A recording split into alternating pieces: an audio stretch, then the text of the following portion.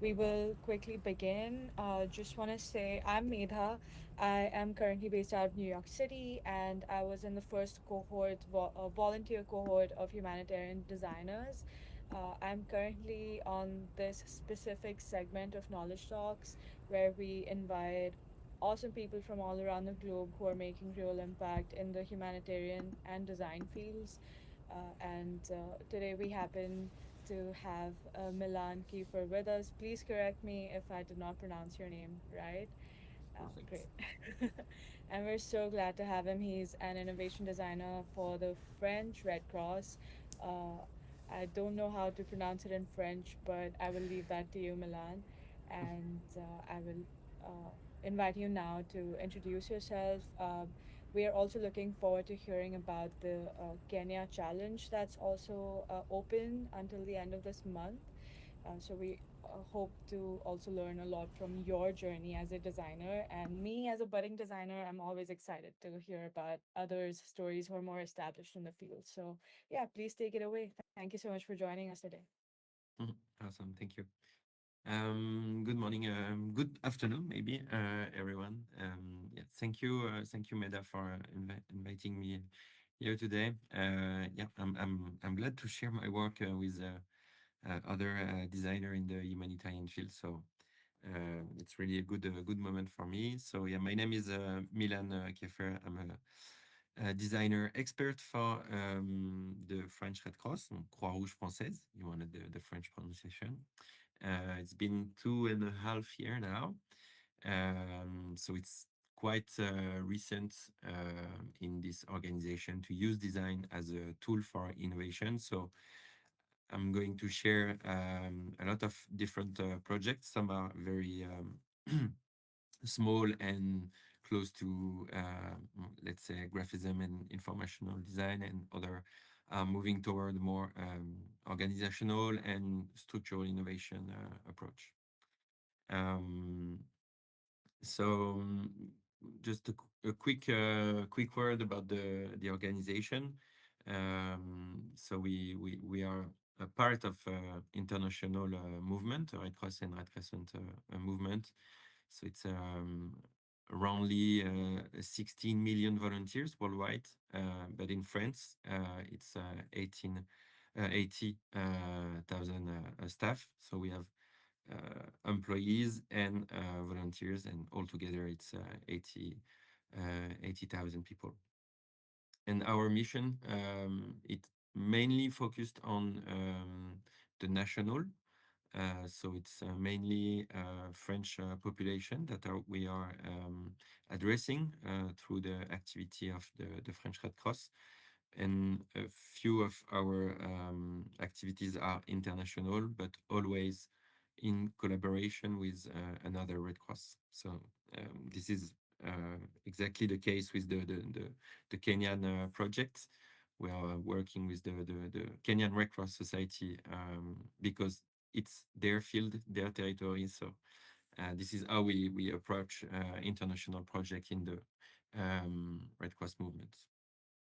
And so our mission mainly focused on emergency response, either be flooding or pandemic, but it can be also daily life accidents.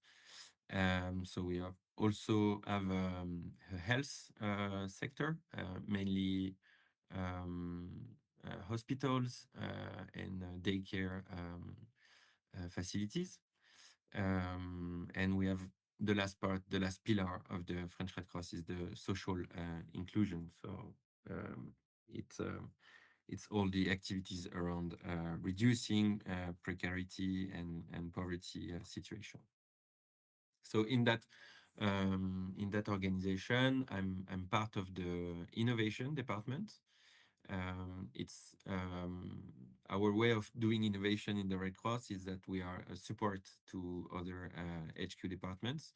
So we are here to give um, and to share innovative methodology for all other departments and topics. So this is not like the Fab Lab or the research center doing their stuff on their own. It's always an order from another department, and this is how we do most of our projects. So we focus mainly on three different fields of operation. So we are preparing for crisis and how we manage crisis in the French Red Cross. Another pillar is how to strengthen engagement, how we can make volunteers to be more um, willing to make more activities, more stuff. And the last one is driving digital transformation. So we are a bit old organization. The French Red Cross is 160 years old, and we have the whole array of the French population. So we need to make sure that everyone is on board regarding new use and new tools, and also the addressing um, digital exclusion amongst the French population. So the way design is used in this innovation department, it's a tool to bring more human-centered approach. We are trying to bring that perspective as design can do to better express human problem and in the variety of uh, complex situation that can happen in complicated areas. And so far, the organization was mostly using humanitarian standards to have that kind of barrier between what's good and what's not. But design bring that new way of thinking about problems with creative solutions. So this is why I've been recruited 2 years and a half ago to bring that new perspective into the our work. And as I said, we are so support to other HQ departments. So our targets are not necessarily beneficiaries. We are mostly working for volunteers and for other HQ departments because volunteers and the other departments, they have the knowledge, they better understand the needs and problems. So we are not experts necessarily expert towards the beneficiaries, but we are experts in the methodology of innovation. This is um, how we work. And regarding design specifically, I try to bring that approach that this design is not just about aesthetics; it's about impact. So we work on. I want it to be four, but for now it's only three pillars. A bit inspired by the MIT D-Lab ladder of participation. So design for, design by, and design for, design with, and design by. So I try to tag all the projects regarding these three levels. And so we make sure to move forward a design by approach and not only designing for. So in the design for categories, we are creating everyday solution from operational tools to organizational change. And so this is the type of project where we identify a need, a problem in the field, and we try to work on that case mostly on our own, I would say, but still applying design methodology. So we still get feedback from the users and improve the solutions. But this is not necessarily project where it's easy for other expertise to bring their inputs. So it's mainly a design work. And then we have the design with. So it's where we try to have a co-creation approach with volunteers and stakeholders. So designed by we are not there yet. It's a wish, but yeah, it's as I say, it's quite new. So we are not there yet. And finally, the third, the fourth pillar is the emergency design, and it's also a new approach in our organization. So it concerns problems from international countries, so national society, other Red Crosses, and we bring that approach of frugal, robust, and context adapted response for crisis. So I have a few projects to share in all these pillars. Design for this is very interesting project we have been doing with design students. So we asked them to rethink volunteers' uniforms. The goal was to add smart features like modular pockets, weather-resistant materials, um, light-heated components, and but also how we can shape, how can we have flattering cuts for the variety of bodies that our volunteer have, and also bring that sense of pride in when you put on the jackets, having that sense of pride to make a real difference as a volunteer who is in the field. And it's crazy because the small changes on the actual outfit can really have a big impact in terms of how you feel confident about doing your work. So it has received quite a great interest from the volunteer community. And right now, the different pieces of different proposition have been merged into one design proposal that has currently being reviewed by the service provider for the next incoming outfit. So that that first project was a way for me to show that design is a creative process, and that it can be very you can have very different proposition with the same brief. They were expecting like only a few color adjustment and stuff like that, and the students show that you can completely rethink the way of defining this outfit. So this has a great impact in the house. Another design for project we have been doing is an interactive booth that we try to make to leave a long-lasting impression for participants. So this was during Change Now in 2K25, and the idea was to raise awareness about climate change. And I like the fact that the Red Cross is a first responder. So when we talk about climate impact, we are already acting to diminish the consequences of such events. And it's not just a foresight experience to think about climate change.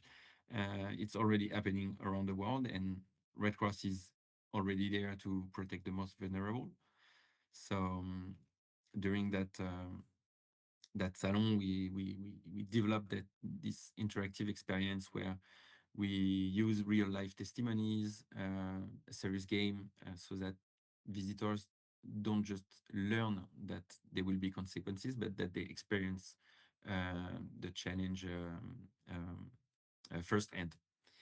And so that was a way of addressing a powerful message in a salon that were full of tech enthusiasts about climate. And so we took that place. As you can see on the picture, we were quite unique in the salon. And that was a way for me to show that design can also bring that impact in terms of experience, and it's not just making nice visuals, nice graphics, but it's also a way of thinking of how people can interact with that, with the space and with the people around it. Um, Another design for project, it's mainly informational design for information. So it's the Red Cross is super complex, and information can be overwhelming, especially since that we are covering more than 120 activities. So you can imagine that it covers a huge array of social trends, technological trends, health aspects, and so on and so on. So I've been using a lot of mapping to simplify complex data and to make a way for people to deep dive into different topics with the same level of understanding. Either you are a 16 years old volunteer or a 60 years old director of engagement, and so on and so on. So I've created maps showing on the left, it's a large trends analysis on in volunteer engagement by 2030. So you can see that different part of the Red Cross understand how engagement is shifting in the future. So I've been working with Foresight team to identify the engagement trends and then create um, a simplified visual for people to dive into this topic. And on the right side, it's a visual representation of the large array of crises that impact our organization. So from social to health issues to geopolitics, new technologies, and so on and so on. And this tool today help team understand the different challenge and make informed decisions regarding their action and program, because they can say, oh, I didn't see that trend, maybe it's going to impact how I am talking with the beneficiaries in 5 years. And so it really leads interesting discussions in terms of strategic planning for the the program. Another example of simplified complex process. On the left, it's the visualization of the different actor respond during a crisis. So what are their liability? What are their actions? And by breaking down this scheme, we make it easier for teams to coordinate, act efficiently, and also for it's a good tool for training newcomers that are not familiar with crisis management. So a big mapping of what are they doing and who is who, and so on. And on the right, it's maybe Cedric, you will be interested in this, but it's a visual mapping of interaction between institutional actor of the humanitarian sector, and it helps us understand the implication of international politics regarding humanitarian action and program, and it's used to identify funds and how we can improve our network amongst this ecosystem. So yeah, quite a lot of mapping, but I think it's a powerful tool as a designer to bring in this type of organization where information is plethoric and mainly accessible for people who have been there for 20, 30 years and that knows everything in their head, but nothing is on paper. So I like making these tools for different different department to just have a big piece of information that we can share all together. Then we have a few projects that I call design with, so in co-creation approach. Um, so it, yeah, I try to bring volunteers and stakeholder more into this type of project because maybe their expertise is more needed. A good example is this interactive exhibition that that I've done with the ESR department. So it's an interactive exhibition on climate change, and where you are being put in the shoes of a French climate migrant in 2050, and you have to go through different years, and each year you have to make choices. You have dilemma, and you try to survive this apocalyptic world. And today it has been used by different volunteers all around France to raise awareness about climate and to bring maybe people a bit far from Red Cross perspective. Many French population don't necessarily associate Red Cross with climate action. So this tool help the population to bring that gap, to close that gap between our action and the consequences of climate change. And for this exhibition, I try to apply very low tech design approach. We could have make digital experience, video game to do this to do the same effect, but I wanted something simple that anyone can print and assemble in his own facility. So this is why we choose to make like this a paper paper project for the ESR department. Um, uh, yeah, I see in the chat, but I will share the mapping afterwards. Another design with project is this game that we call What If the Unexpected Happen? It's a game to help people prepare for systemic crisis. So it's a collection of 52 cards that each card represents a crisis that are a bit surprising, but disruptive. And the goal is to make yourself comfortable with the uncertainty. So not necessarily have an answer for all the crisis situation, but because this is impossible to just anticipate everything, but rather to develop cognitive habits regarding those what the fuck moment. And we have done this exercise with this tool with the foresight team, who brings trends and that future forward looking perspective. And I try to be to make this very simple for everyone to understand the rules, understand how it works, and all the mechanics behind it. So it's a game that is now quite shared among the volunteers.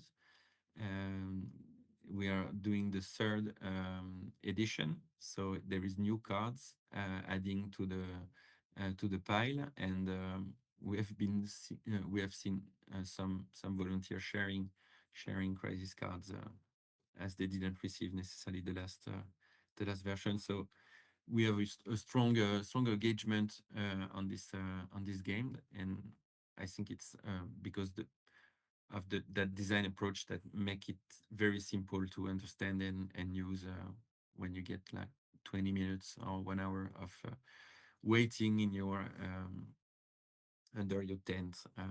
Anyway, I've been working also with the emergency and operation teams, um, mainly on designing immersive exercise to train team for crisis like cyber attack or natural disaster. And I try to bring design to make that to simulate a real world scenarios using immersive content such as radio, video, prints, anything to make that immersion real. In that way, volunteers and staff can practice their response in a safe environment that is not totally real, but that we can require less effort than a real life exercise. And this really help to build the confidence and readiness for a lot of uh, newcomers who were a bit afraid of crisis management. So by doing this type of games, they can understand the different process. They can understand what matters really in crisis situation, and what are the different actions that they can do. So it's a training and also a good way to exercise also for experts. But um, I've been doing this a lot. It's quite fun to do. The one on the left, it's a blackout. So we try to turn off all the lights and make everyone in a pitch black room, if we can do so, to simulate the blackout, total blackout of communication and electricity. So it's improved workshops. And in terms of workshops, I'll also design and facilitate strategic workshop. So here, the example is that I help the board of directors to plan the association roadmap for the next 5 years. Um, it was a way for me to show that design is not just for products, but it's also a powerful tool for shaping organization. And as designer, I know that we have better ideas when we have a better paper to draw on. So I try to bring very qualitative material to this kind of workshops to make people, to make participants have a feeling that they are doing something that matter, and it usually works. So yeah, if you are in that case, I invite you to spend some time to refine your workshop materials. Um, so this is the last, yeah, and this is also, yes, something that I wanted to share, since we are a humanitarian and social organization, and also take part in emergency operation. So either on the field or in the HQs, and it's something that's super important for me to do, because this is how you really understand the, the the the the problematics in the field. So I try to be in most of the operation uh, that we take care. So moving on to emergency design, and a bit to give you a bit of context around the challenge, a bit of history. Um, since design it's a new approach for the Red Cross, I had to find a way to demonstrate the power of design in humanitarian field. So I initiated a 6 month program with ainsi, which is a French design school. It's very famous and quite yeah, prestige. And we asked the student to develop practical solutions for humanitarian challenge. And it was amazing. Their proposition were really incredible. They bring very fresh perspective and innovative ideas to the table. And there was the three projects that I'm showing here. They really tick in my colleague brain. So they wanted to make a prototypes and to find a way to bring those projects into the real world, to yeah, benefit communities at the end that are in need of this type of proposition. And this is where I understand that my colleague really uh, understand the impact that design can have on humanitarian operation. So we moved on from a student project to a real life product. So based on one of the student ID, we developed this 3D printable tap solution with the Kenyan Red Cross. So on the left, this is the student ones. In the middle, it's the first uh, prototype conceived with the Kenyan Red Cross, and on the right, this is the last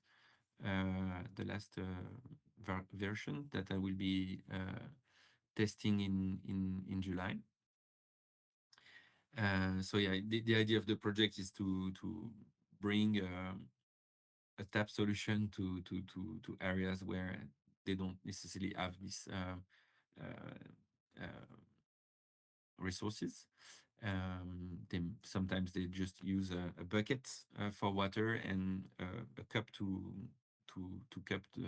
cup the water. So a tap is really a nice add to their life. It's simple and adaptable to many different type of containers. And having this first opportunity to work with the Kenyan Red Cross that has a fab lab in Mombasa, we decided to create uh, this kind of a stream process of innovation. And we decided to join our forces with the Kenyan Red Cross to work furthermore on innovative products. And this is what leads us to create the Humanitarian Design Challenge, to make this type of projects at least once a year, and to just go with the flow, test and learn directly on the field using uh, the French Red Cross design expertise and the Kenyan Red Cross production skills. Um, Moving on to the Humanitarian Design Challenge, I know that you had already a few moments to talk about this,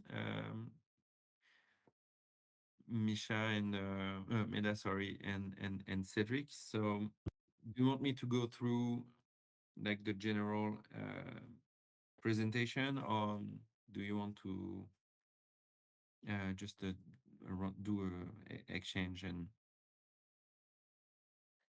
I think in the interest of time, because we'd also like to open this up for question and answers with you, based on everything you've presented so far.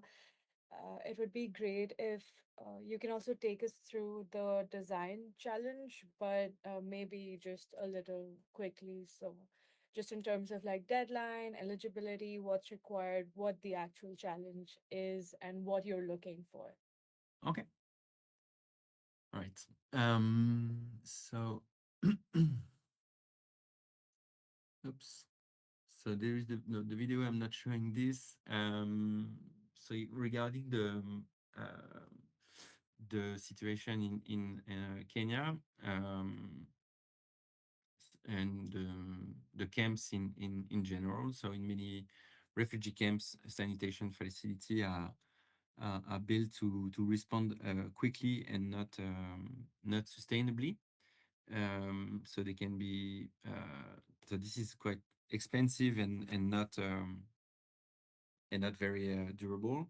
And moreover, most of the latrines that are being used in Kakuma, so in the refugee camp where the project take place, they were funded by US aid. So right now there is no more money at all for this part. So this is why we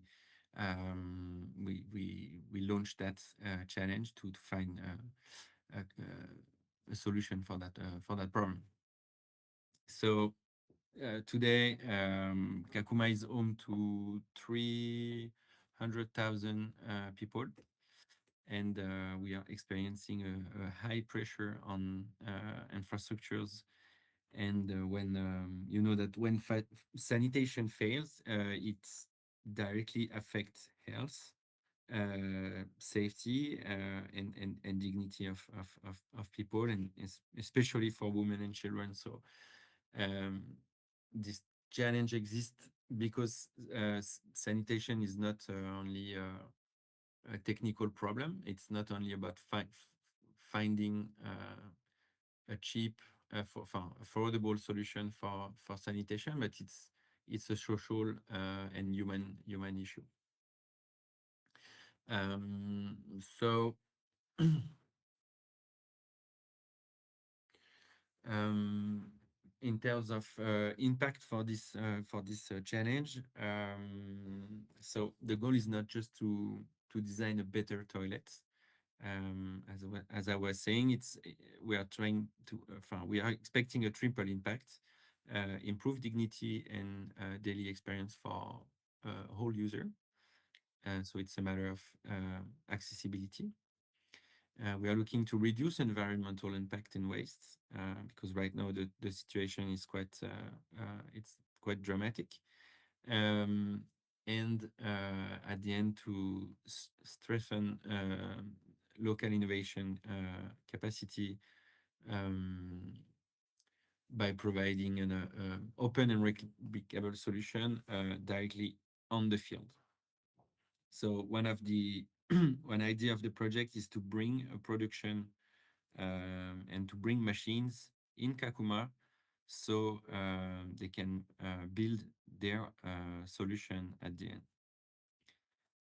So we're looking, yeah, to solutions that are useful in that way and that are respectful, of course.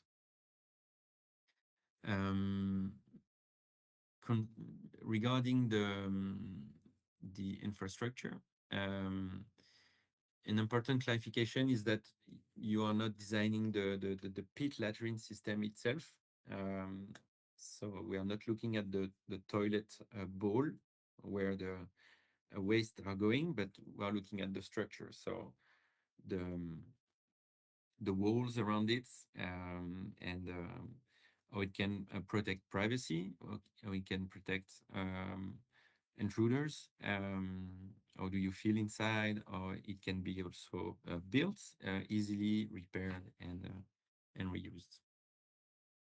And yeah, it mainly we are mainly looking at a user experience of the latrines and not just a construction. It's not only a construction project. Um, in terms of social aspects, so as I said, there is 300,000 people from more than 20 nationalities and maybe hundreds of cultural backgrounds. So it can be a latrine can be very different from one household to the other. And the problem is that the single latrines can often be shared by many households. So we have seen different conflicts around latrines because of that. And you know that cultural norms around privacy, gender, hygiene are deeply influence how sanitation is being used. So it's interesting to see how designer can deal with these aspects also of cultural understanding and of latrines. And it has been covered by humanitarian before, but not necessarily by the way designers look at those kind of problems. Um, the so it's a in terms of humanitarian humanitarian vocabulary, it's a wash project, so water sanitation and hygiene. Um, and behind it, it's so behind sanitation, we talk about health and dignity. So um, the solution must be easy to clean, must be easy to repair, and we are looking at something that is not that is robust, strong in terms of structure. If you look at the video, one of the guys said that sometimes when it rains, the floor collapse, and they have found kids drowned in the waste. So this is really concerning issue. And other than that, the other guy is talking about a cholera epidemic in his neighborhood. So we can understand that sanitation is really important problem to tackle. Other than that, they have been experiencing long waiting times. As I say, one latrine is shared by maybe sometimes 6 to 8 households, so more than 20 people, I would say.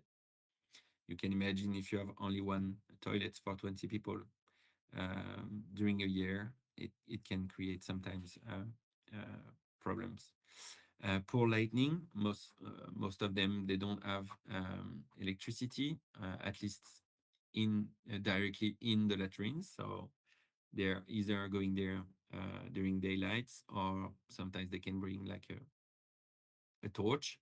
But it can also happen that they just go there in full dark mode um, at night. Safety issues, yeah, broken doors, no lock, so very unsafe, and a lot of insecurity around latrines. We know that most of the violence towards women and children happen either in the household or in the health from the sanitation facilities. We realized also that when there is a light, when there is the space is in light, it reduce violence by 60% to 70%. So it's interesting for us if you can bring that into your thinking. In terms of materials, I talk about reducing environmental aspect of the latrines. So one idea, one aspect of this challenge is the circular design approach. So in terms of valuable wastes that Kakuma produce in large amounts, we find plastic bottles, a lot of packaging also, textiles, clean or not, a bit of wood, and and also if you look at the index on the website at the in annex, you have also a mention about bones. There is many animal bones available in the camp. So those materials can be a good way to address the challenge, to look at the challenge and how we can make a solution from them. Um, and if we look at the different machines that we can use for production, local production, I invite you to go on the IOMI website and to look at the different machines that they have. So maybe it can give you ideas on what to use for production. Um, if you have questions around humanitarian standards, the main reference is the sphere standards.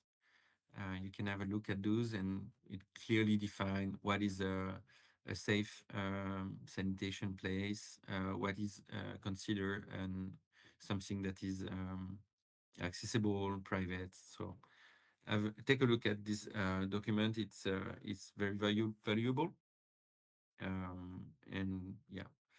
Um, it's a lot of constraint, but I think at the end it's the designer work to work with constraints. They are not limits; they are part of the design brief.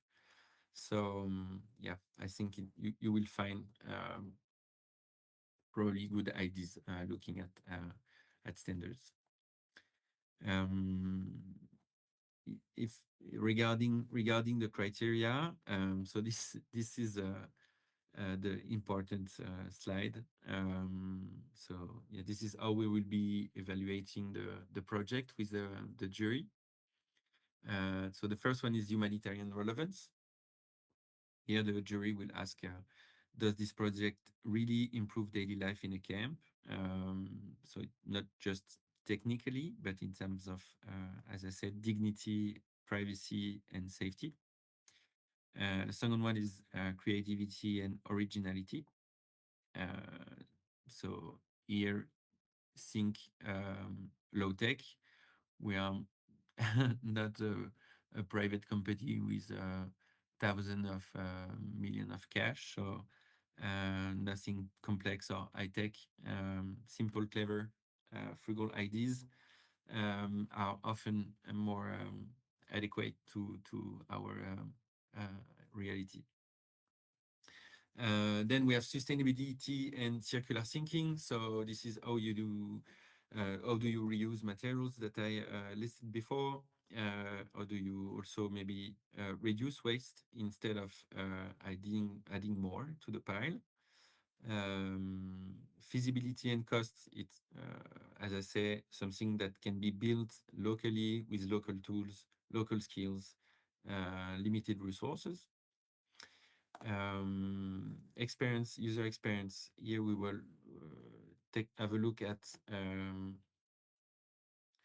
the accessibility, comfort, and is it culturally proper for the different population of Kakuma. Probably you won't be able to cover all different aspects, but this is where you can have that design orientation. And last but not least, the adaptability.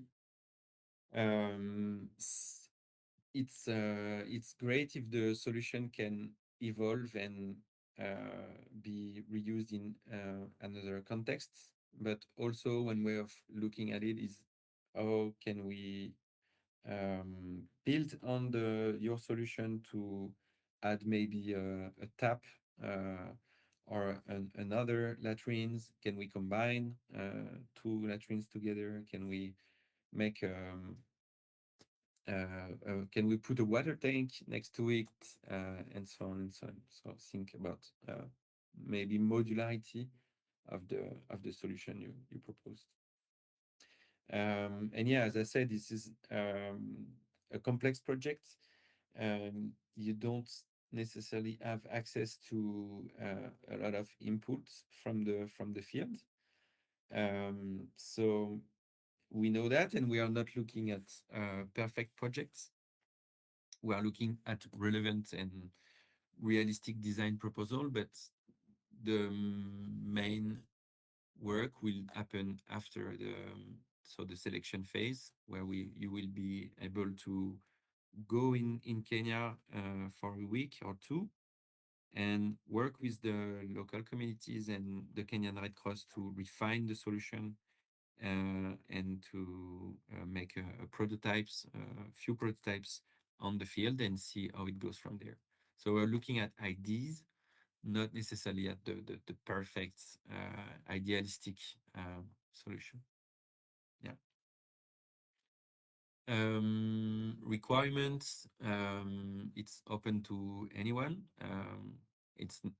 There is no prize pool, there is no cash prize, so we are expecting many students to answer the call, but it's open to anyone, designer from everywhere, any backgrounds, engineers, innovators, makers, and anyone that has that creative mindset and want to address um, a humanitarian challenge. So yeah, I think and the deadline, yeah, deadline is in 28th of February. It's quite short. I know. I'm sorry. I couldn't make the the speak earlier, so it's still doable. I've been I have a few calls with students this morning, and they are starting just right now. So feel free to join and feel free to ask any questions on this challenge.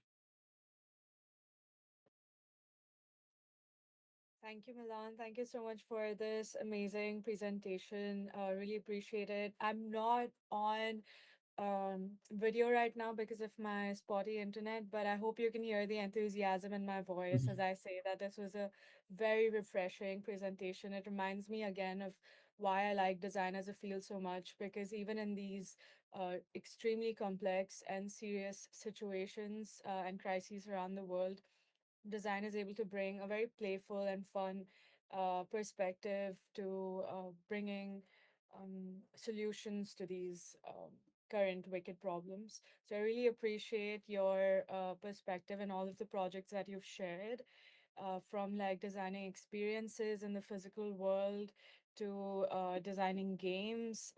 And I now welcome anyone to ask any questions that you might have, and a request to Milan to please share your presentation if you're open, and the institutional ecosystem visualization if you can share that as well later after this call.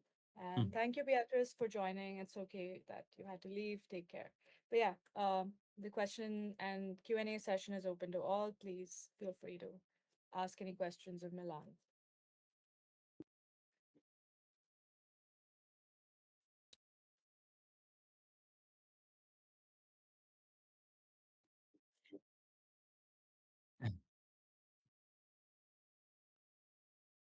Yeah.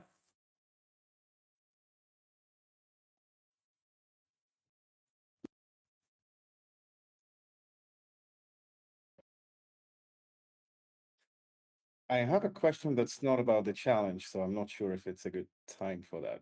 But for the about the previous presentation, um, I'm curious, like, where do who owns the problems? Like, for example, when you like, it's obvious when it's when you have a not a festival, but when you have an event and you design the stand for the event that I get.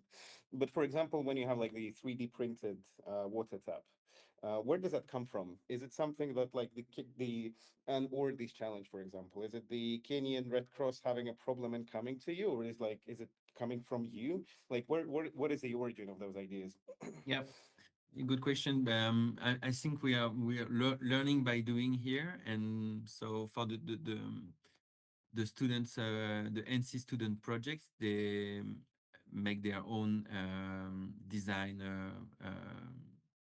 methodology. So they were trying to get in touch with refugees using using TikToks and using Snapchat. So they have been very creative to find ways to connect with population that are actually impacted by different crises. So the first project that we have been working with the Kenyan Red Cross is a bit of an idea out of the blue.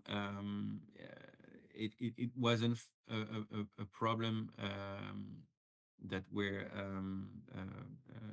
initiated by locals, but when we share the idea with the Kenyan Red Cross Society staff, they find it interesting enough to make a first prototype, and to carry on with this design. So that was the first opportunity for us to work with them, and we decided to change this approach of French design student having ideas for the field. So the latrines problem is a problem identified by Kenyan Red Cross volunteers in Kakuma camp. They have seen that the funding from USA that was done, and that people were still coming in the camps, and that the latrines infrastructures were still um, insufficient. So yeah, they bring that input to the table, and we decided to create the challenge on like that.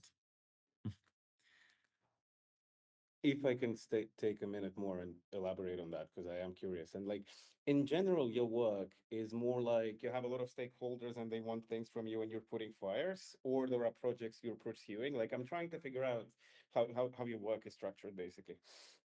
Yeah.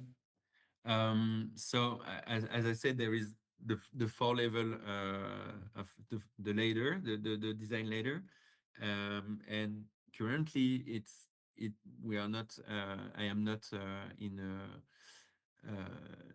a moment where I'm doing capacity building design amongst the beneficiaries or even the volunteers of the Red Cross. So it mostly either innovation team that identify a problem, something that we can address quickly. So those was the first few projects that I shared. Mapping. This is just me saying, okay, the information is not available. I will make a map, and I do the map, and everyone is happy with this. So this is why I say design for. This is my designer mindset that Okay. identify something that I can solve with design tools. And the other way is the design with, where I have other HQ departments that come to me and say, okay, I don't know how to do this. Maybe you can help me on that project, and we work together on a solution. But yeah, the ideal goal is for me to have that capacity building design methodology in the volunteers, at least, so they can use design daily in their own life and not necessarily rely on my personal skills to make projects. Yeah. Thank you. Hmm. Welcome. Great. Thank you, Misha. I have a question too. But if anyone else has a question, you can also go ahead. Cool. I'll ask my question then. I think like something cool that humanitarian designers is addressing is the gap between the humanitarian and design fields and kind of trying to bridge that gap. And one of the ways we do it is through education and awareness. And I think you are also kind of doing that, like when you design experiences in the physical world, you are doing it through education and awareness as well. But I kind of want to understand because at the French Red Cross, this is still very new to have design there and an innovation team and the kind of work you're doing. How are you addressing the gap between the humanitarian and design fields? And how can we maybe learn from your gaps or learnings? Yeah. So what I understand from my 2.5 years perspective is that operational teams they need proof and they need concrete projects. So I try to do less PowerPoint presentation and more mock-ups, visuals, prints, stuff that they can hold, stuff that they can test, and then they can interact with. If we are talking about strategic uh, programs and stuff like that, okay, no slides. Here is a map that I draw with my pen on a paperboard, and we highlight what we are doing, and we're making interaction. And that way, they understand that thinking at problems is not necessarily to have a very analytic and exhaustive analysis, but sometimes it's a matter of just doing stuff and work from there. So the more I can make stuff uh, visual, concrete, and that we can break and mash up and so on and so on, it works best. I think this is maybe the main input of design in this organization is that we have the same mindset, humanitarian and designer. Um, we have that human-centered approach that is meant to be connected, but we address problems in different ways, and design can bring that level of concrete stuff, and then creativity just flow like that. Yeah, it's not very clear. I'm sorry, but No, um, it's super clear. I think, yeah, I think us designers, even before we step outside the world, we need to convince our own organizations how design works. So I think, like, just in terms of educating our own teams, uh, it sounds like a very feasible and approachable option to have visualizations. I think that works way better than PPTs. I think PPTs are, mhm, but I think something that we learned at design school at Parsons, where I graduated from last year, one of our teachers said, "You know what? I don't want to see PowerPoint presentations for your midterms. Like, show me something else. I want to see mm, maybe films or audio or like do an enactment, do theater, mm, do something mm, different." So I mm, think it's great that you're opting for visualization and something more graphic. I think that's way more, it's easier to grasp for sure. But yeah, mm, over to you, Cedric. I think you have a yeah. question. And also I think another important aspect is that you can always say that is working project stuff. So it opens the perspectives. Making something when you are not used to design mindset, it always feel like this is the best stuff I can make, and this is the best idea. Where I try to bring a huge array of solutions, so people understand that, oh, we can do this mapping that way, but we can also not make a mapping and make a video, for example. Yes, I agree.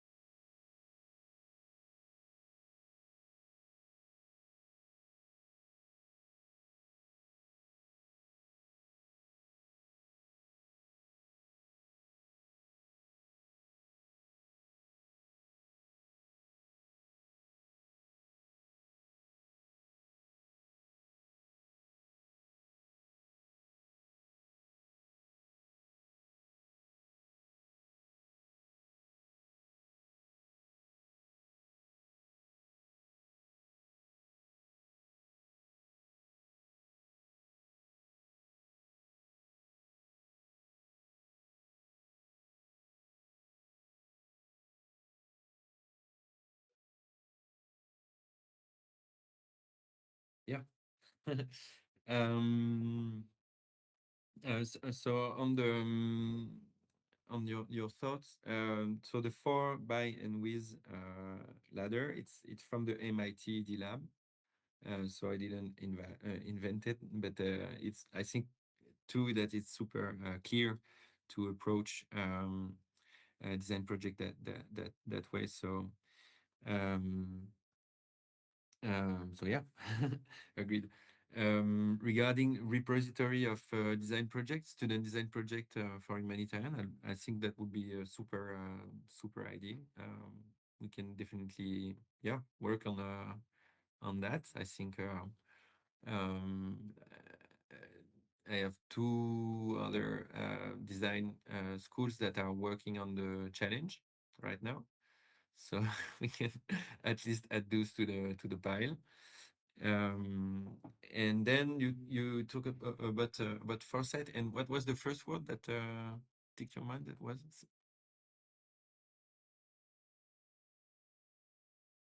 um,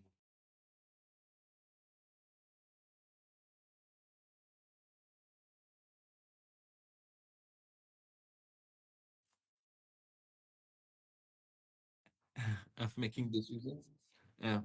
Um, so yeah, no, I'm not sure if I said this word, but the way I approach um, most of the project, I say that I'm just an expert in methodology and creativity and yes, thinking about problems differently. So I try to not bring the science aspect or the experts of any subjects. I bring the space where people who are experts and who have a scientific approach can express their knowledge in a creative area. So, for example, for the game, for the what if the unexpected happened, I work with the foresight team, so it's two people to answer your question. And they are experts in foresight and in trends analysis, and they are connected with a huge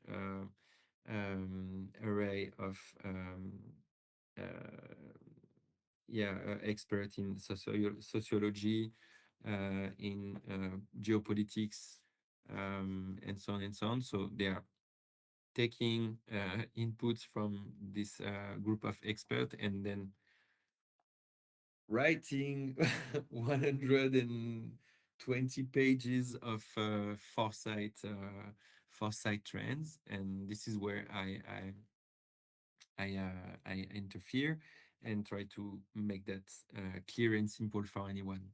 But yeah, so science is made by others, and I just find ways to make it simple for anyone in my organization. And it's super important because it's maybe easier for people from a board of director to speak about foresight and futuristic approach. But when we are talking to a volunteer who is uh, a young woman, 16 years old, she's not there for to talk about the foresight. She's there to take action and to be on the field and to meet people and so on and so on. But you won't speak to her about foresight, and finding the way of making her have an interest in this field is the design work. So yeah, I'm not sure if it answer your question on foresight and science. Yeah.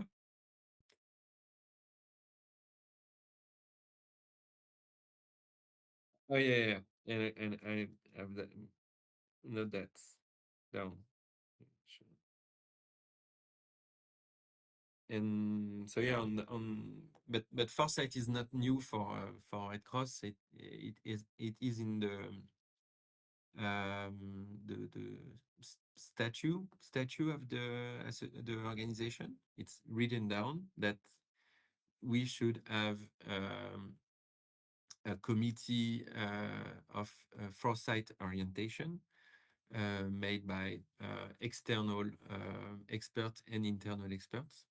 And it has been in the statute for, I think, more than 10 years. And um, so they gather 4 times a year, and they highlight a specific subject for the organization, so mostly for the board of director of Red Cross. So this dynamic of foresight in Red Cross has been quite um, quite well understand and applied to a strategic project and for 2 mandates, 2 electives. Um, but it was always on the top level, always for the decisionaries, and not for the volunteers that need to understand these problems at the end. And this is why they recruit a designer at start. They were looking for someone to bring this prospective foresight material into the field.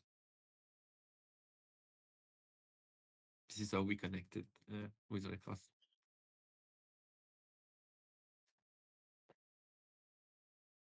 Okay, cool. In the interest of time, since we are 17 minutes over our actual time and want to respect everyone's lovely evenings, it's still really lovely snow day out here in New York City. So, I mean, not city, but upstate New York. So that's great. But I guess you all want to go and relax now in your evenings in Europe. So, just want to quickly say that my mom was in Red Cross India Society when she was young. So, this is going to be great conversation where I like tell her what's happening with the French Red Cross and how design is contributing to it. I'm always looking for new ways to explain design to my parents and friends who are not in design. So, so this is like really lovely content, and you're awesome, Milan. I wish we had more time to chat. And everyone who joined, you're all awesome too. Thank you so much for joining today, Milan. We hope to have you over again and discuss more of your projects and details and the insights you've gained from them. And this cross collaboration where we like between organizations is also great. We learn from each Yeah, other. for sure. So yeah, thank you once again. Awesome. Please do share your presentation. We look forward to that. Yeah. And see you all again in March for another knowledge session. Take care. Bye bye. Thank you Thanks a very lot, Milan. much. Oh.